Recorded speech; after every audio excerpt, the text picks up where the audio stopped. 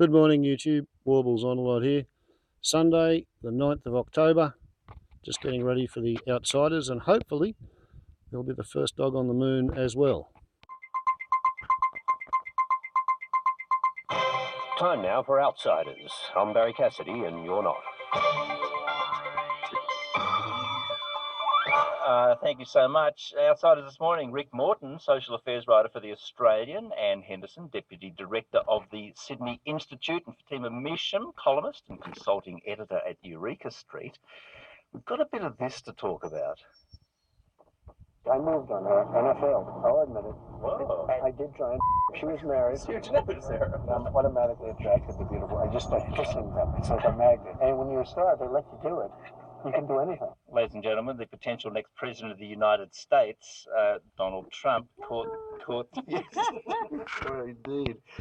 Look, to get an eyewitness account of what's going on, Guy Rundle joins us. He's correspondent in large for Crikey, currently on a train heading from Chicago to St. Louis for the next debate. Guy, welcome.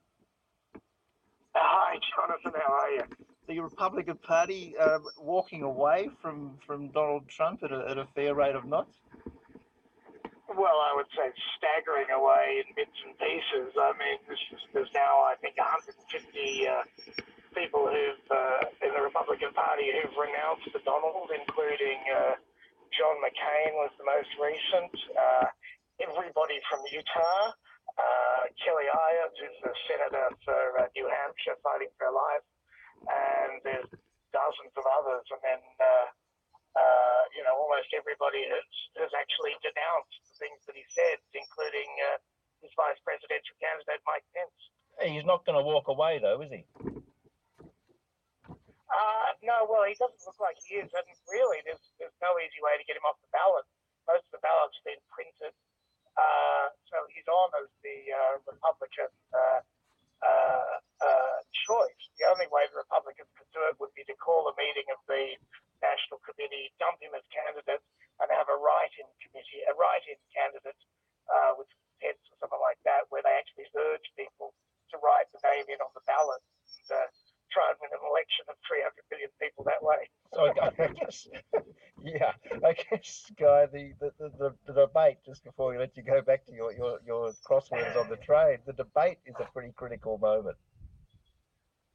The debate is a town hall meeting, too. It's a series of questions from the audience. So Trump, in his sort of pseudo-apology last night, the sort of video that looked like a bad 80s VHS, said that he would be going in hard. So he doesn't seem to have...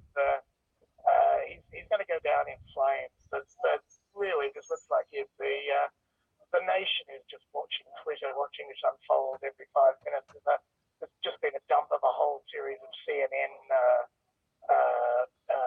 CNN has just dumped a whole series of old Howard Stern tapes in which Trump talks about his daughter and whether she can be called a piece of ass or not, things like that. So there's hours of this stuff out there. It's going to come out in 4-hour interviews from now on.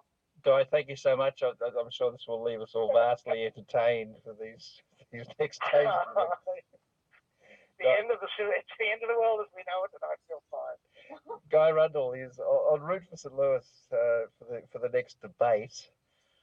Well, lordy. And we were just saying in the room here that we've come a long way from Gary Hart in terms of the sort of moral compass of American politics. It's interesting you mentioned Gary Hart. We had Matt Bai from Yahoo.com speak at the Institute a few weeks ago. If any of you want to listen, it's on our podcast. And his take on Gary Hart was fascinating. And he sees it as the beginning of the gotcha moment politics. And what Gary Hart said at the time, everyone took to be self-promoting and, sorrow for himself and all the rest of it. But what he said was that with this sort of gotcha moment politics, eventually we'll get the president we deserve. And Matt was talking really in terms of how the Donald Trump phenomenon is playing out. And in spite of all of this, it is extraordinary that he is so close in the polls with Hillary Clinton. And the public discourse has become so corrupted and coarse and common and vile, and the things that we never heard before, we now hear every day, whether it be murdering people in Syria, or whether it be, as you were just talking about, or whether it be the sexual grotesqueness of anyone's lives. But the irony of all this is that when Trump was told not to say it, he said it, and what he said was absolutely right. There was a man in the White House for 8 years that did this stuff on a daily basis. There have been articles written that the White House was virtually a brothel under the Clintons, and that Hillary Clinton, the so-called women's rights activist, defended her husband and criticised the women that were the victims. So what we've got now is, in this extraordinary gotcha moment, we've now got it out in the open. So now we've got a person who says to the world, all you guys out there, this is what you do every day in the locker rooms around the nation. We brag, we admit our faults, we prey on women, and we all laugh about it in the locker room. And there'd be so many men out in America who do exactly the same thing. And meanwhile, the elite are coming down in droves, condemning this, and that's fine. I agree with that. But the point is, how does it get received by a population that has become so crude and so used to violence, sexuality, everything thrown in their faces day after day? Perhaps. So what Matt Bai was looking at was the way in which we have translated our actions and our words into a new kind of consciousness. And it's very crude and it's very in your face. But what I can't believe is that Donald Trump is so close to Hillary Clinton in the polls. Well, increasingly less so. Well, not really. Well, only a week ago, he was 5 points ahead in Ohio. And what is happening? Hillary Clinton's, an agreed 70 to 80% chance to take the presidency. I'm not But Fatima, I mean, the point that Anne makes about that sort of debasement of public culture. I mean, here we have a man basically giving verbal expressions of sort of a rape culture, a predatory sexual But it's culture. out there. Just because it's out there doesn't mean that we don't push back against it, that we normalize and validate it. And if we can just let Fatima have a word. The outrage, I think, comes from the right place, and that's how it should be. I think even before, I suppose it's crunch time, which is why, we're about a month out from the election, which is why the timing of these revelations are particularly, salient, and the impact, it's quite a high impact. But I think even before these scandals, I mean, it was only 6 or 7 days ago we found out that Trump barely, if at all, paid his taxes. So these controversies or these scandals are coming in thick and fast. But even setting these aside, if you just look at the demographics of the coming election, Trump really had a narrow chance from the start. He doesn't have the large Latino population on board. African Americans are largely for Hillary Clinton. You've now got women, and increasingly women in the Republican Party, that are turning away from Trump. And you can't win an American election, without those demographics. Those are critical. I mean, this is the thing that, as Guy Rundle points out, Rick, just before. I mean, there's hundreds of millions of people voting here. This is a very large affair in which you need to hold the middle ground. But when we talk about demographics, you've got to look at the states. What Trump has to do is hold. Hang on, Anne. No, I'm just going back on states. He only has to hold. I'd like to go back to Rick, because he was the name I used. Go back. I'm just talking about the voting. We understand electoral college maths here, and there aren't many ways for Donald Trump to find a path through that. But Rick, this is the point that Anne raised before about the Clintons. This in the debate, I think, is where Trump's going to go, and he's going to turn very aggressively to the sexual history of the Clinton couple. Well, yeah, I don't think they're wanting that to happen necessarily at all. This was a studied moment in his kind of self-implosion, but the Clintons aren't going to be overjoyed at the prospect of having to discuss more of Bill's philandering and Hillary's own defence of some of the people that he was involved with. So I suspect that Hillary's reasonably well rehearsed in all of that. Yeah, I heard she does like preparing for the debates on occasion. People around the States, this is a particularly interesting example of Robert De Niro here, having his say on social media about Donald Trump. I mean, he's so blatantly stupid. He's a punk, he's a dog, he's a pig, he's a con, a bullshit artist, a mutt who doesn't know what he's talking about, doesn't do his homework, doesn't care, thinks he's gaming society, doesn't pay his taxes. He's an idiot. Colin Powell said it best. He's a national disaster. He's an embarrassment to this country. It makes me so angry that this country has gotten to this point, that this fool, this bozo, has wound up where he has. He talks how he wants to punch people in the face. Well, I'd like to punch him in the face.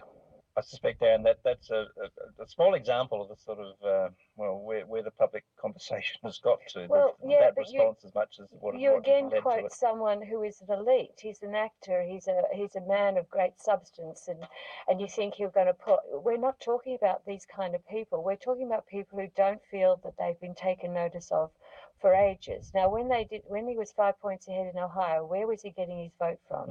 He was getting it from people in rust bucket belts. America is much bigger than Robert De Niro, and what we get from the media again and again and again is the words of the elite. Now, as many respectable Republicans as you like, John McCain's never liked Trump anyway, you can reel them off.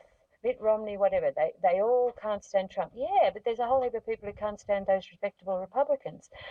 And I don't know where this election's going, but I do find Matt By's comments very, very revealing. And the age we're living in is quite extraordinary for us not really being able to put our finger on the pulse. What happened in Brexit? And it's like with social media and this new kind of networks, the little people who've never had a way of speaking have woken up. And some of Well, I think that's the very interesting thing about our politics at the moment, Fatima, is this idea, and regardless of who wins in America, there is still this great body of people who are attracted to Trump and who are disenfranchised, who have no point of contact with politics, regardless how obscene the candidate might be. Yeah, Rick and I were talking about this earlier. The grievances are legitimate, but this talk about how it's just the elite who are against Trump or any other right-wing political figure, I think needs to be challenged because the Hispanics in America who are looking for pathways to migration, they're not the elite. African Americans who have also been left behind in the Rust Belt because of white flight, they're not the elite. So the people who are against these right-wing figures aren't, just white people. There's a majority of minorities who are against these kind of policies. You would think that those minorities would be drawn to figures like that because they talk about economic anxiety.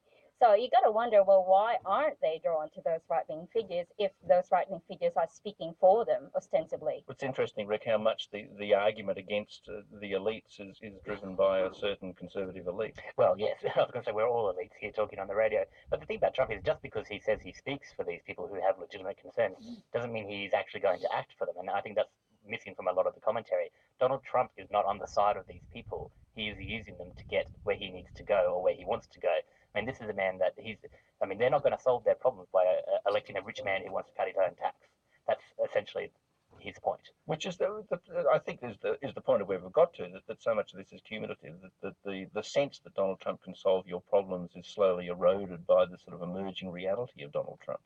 It's kind of like stripping away to see his inner soul, so to speak. There's not much there. And I think maybe people will realize it eventually. But the reason why the respectable Republicans, so to speak, can't stand Donald is because he's the only candidate against which Hillary could have won this election, I suspect. I mean, she's not doing particularly well now, but she might have lost had it been another Republican, and they can't stand that. We're not spoiled for choice. Outsiders, Rick Morton, Ann Henderson, Fatima Measham with you. Fatima, just to go local momentarily, Labor Party tomorrow will meet to have a caucus vote on whether to support the same-sex marriage plebiscite. Right. It's a tough political moment for the ALP. Is it?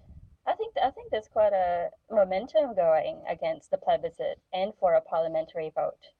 I think that it would be the right thing to do for Bill Shorten to recommend to the party that they reject legislation for a plebiscite, and if only because that would be taking the cue from the queer community that will be most affected by any plebiscite. And I think we got to take their lead. But the corollary is that Labor will have to make a political case for a parliamentary vote to remove discrimination.